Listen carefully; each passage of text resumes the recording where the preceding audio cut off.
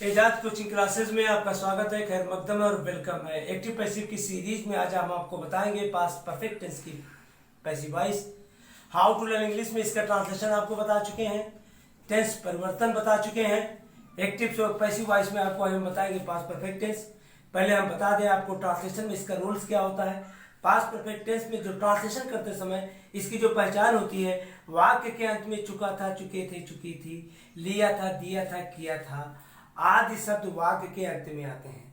किसी भी सेंटेंस की किसी भी टेंस की पहचान वाक्यांत में होती है। अब इसकी सहायक क्रिया हेड होती है तथा वर्ब की थर्ड पार्ट होती है। पैसिव वॉइस में वर्ब की थर्ड पार्ट का प्रयोग होता है और परफेक्ट टेंस में भी वर्ब की थर्ड पार्ट का प्रयोग होता है। तो एक्टिव से पैसिव वॉइस बनाते समय सब्जेक्ट के अनुसार अफर्मेटिव सेंटेंस में हैड बीन का प्रयोग करते हैं।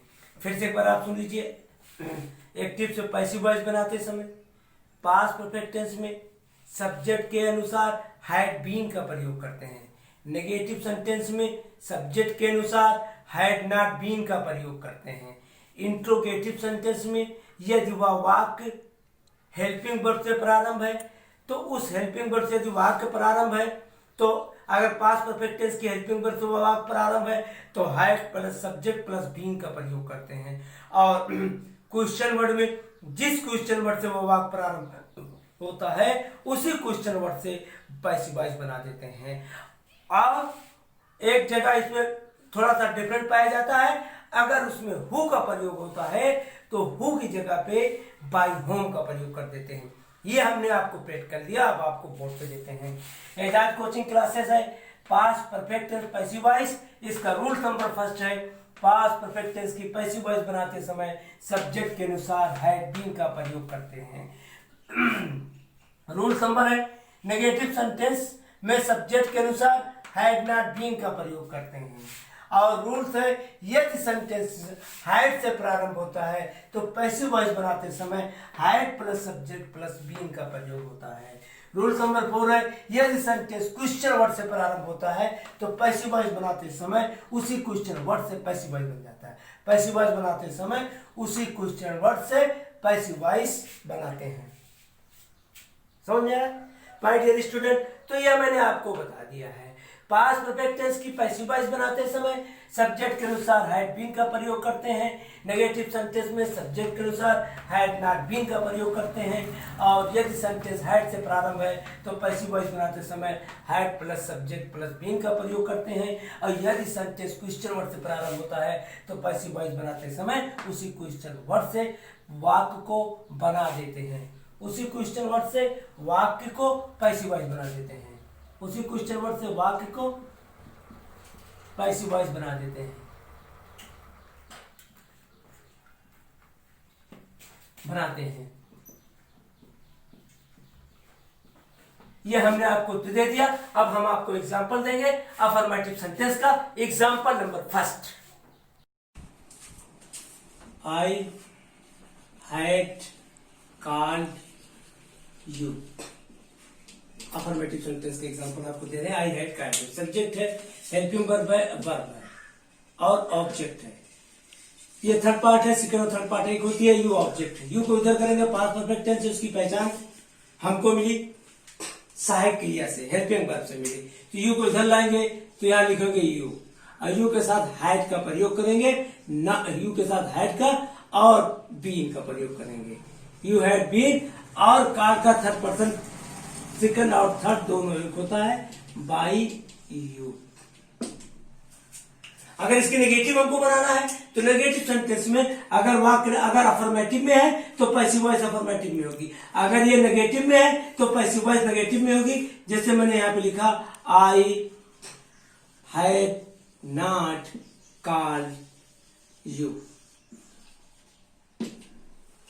तो अगर ये नेगेटिव में है तो जाहिर सी बात है कि पैसिव वॉइस भी नेगेटिव में होगी। तो यू को जब इधर लाएंगे तो यू लिखेंगे, यहां पे लिखेंगे you had not been called by you. अब मैंने अफर्मेटिव कर दिया, नेगेटिव का दिया और इसी पे आपको एक इंट्रोगेटिव एग्जांपल दे रहे हैं। इंट्रोगेटिव सेंटेंस दो प्रकार से बनाई जाती है, by question word, by helping verb. अगर यहाँ पे मैंने अगर मान लो लिखा हैड यू कॉल्ड मी, यहां पे मैंने लिखा हैड यू कॉल्ड मी, ये हैड से प्रारंभ है, तो यह मी लिखा, तो इसको इधर लाएंगे तो हो जाएगा हैड। जिस क्वेश्चन वर्ड से एक्टिव वॉइस प्रारंभ है उसी क्वेश्चन वर्ड से पैसिव वॉइस प्रारंभ होगी। अगर ये हेल्पिंग वर्ब से है तो पैसिव वॉइस भी हेल्पिंग वर्ब से होगा। मी का इधर होगा हैड, हैड के बाद आई होगा, फिर होगा बीन कॉल्ड बाय यू और प्रश्नवाचक का निशान। अगर मान लो मैं तो आपको एक नए सिस्टम से देता हूं, अगर मान लो यहां पे मैंने लिखा what had you called me, प्रश्नवाचक का निशान। जिस क्वेश्चन वर्ड से प्रारंभ होगा पैसिव वॉइस उसी क्वेश्चन वर्ड से होगी। व्हाट से क्वेश्चन वर्ड एक्टिव वॉइस प्रारंभ है तो पैसिव वॉइस भी व्हाट से हो रही है, तो यहां पे लिख देंगे व्हाट। और यू सब्जेक्ट है, ये ऑब्जेक्ट, इसको जब इधर लाएंगे तो यहां लिखेंगे व्हाट हैड, फिर मी का ये लिखेंगे आई, फिर लिखेंगे बीन, फिर लिखेंगे कॉल्ड बाय यू। यानी एक्टिव से पैसिव वॉइस टेंस में चार तरीके से बनाई जाती है। अफर्मेटिव में बनाई गई तो अफर्मेटिव में बनाई गई तो ये अफर्मेटिव रहा, नेगेटिव में बनाई गई तो ये नेगेटिव रहा, क्वेश्चन वर्ड में बाय हेल्पिंग वर्ड से बनाई गई तो बाय हेल्पिंग वर्ड में रहा, और ये क्वेश्चन वर्ड से बनाई गई तो पैसिव वॉइस भी क्वेश्चन वर्ड से रहा। और हम आपको बताएं, अब उसका दूसरा आपको एग्जांपल देते हैं, 1 मिनट। जैसे हमने ये लिखा मोहन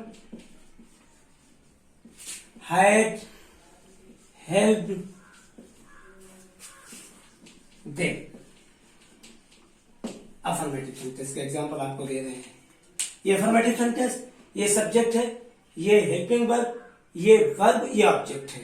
ऑब्जेक्ट को सब्जेक्ट में करेंगे, सब्जेक्ट को ऑब्जेक्ट में करेंगे, तो देम को जब इधर लाएंगे तो ये दे हो जाएगा, तो यहां पे लिखेंगे दे।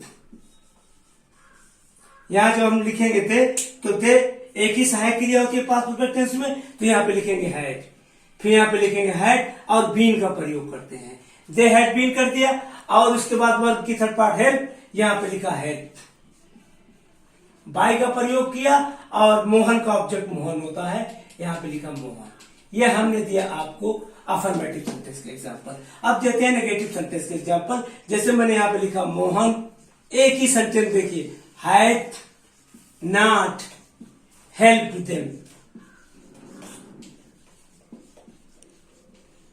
देम को जब इधर लाएंगे तो दे होगा, दे एक ही सहायक क्रिया है तो यहां पे लिखेंगे हैड, फिर लिखेंगे नॉट और पैसिव वॉइस बनाते समय बीन का प्रयोग कर देंगे, तो हो जाएगा दे हैड नॉट बीन।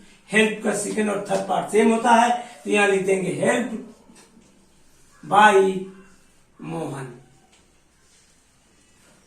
और अफर्मेटिव, नेगेटिव और इंट्रोगेटिव बाय हेल्पिंग वर्ब देते हैं। यहां पे हमने लिखा had Mohan, had Mohan help them, them को जब इधर लाएंगे तो दे होगा, लेकिन जिस यहां पे हैड है तो यहां पे हैड का प्रयोग, हैड दे और बीन का प्रयोग, फिर क्या करेंगे हेल्प करेंगे वर्ब की थर्ड फॉर्म में, फिर यहां लिखे हेल्प बाय मोहन, ये क्वेश्चन वर्ड। चौथा फॉर्मेट आपको दे रहे हैं एक टेंस का क्वेश्चन वर्ड से। मान लो यहां पे लिखा, माने मोहन हैड कॉल्ड देम, यहां पे लिखा why had Mohan called them. ये देखिए चौथा फॉर्मेट आपको दे रहे हैं। फिर यहां पे लिखा व्हाई, जिस क्वेश्चन वर्ड से प्रारंभ उसी क्वेश्चन वर्ड से पैसिव व्हाई हैड, फिर यहां पे लिखा मोहन, फिर लिखा बीन, फिर लिखा कॉल्ड, सॉरी यहां पे लिखेंगे व्हाई हैड, यहां पे लिखेंगे दे।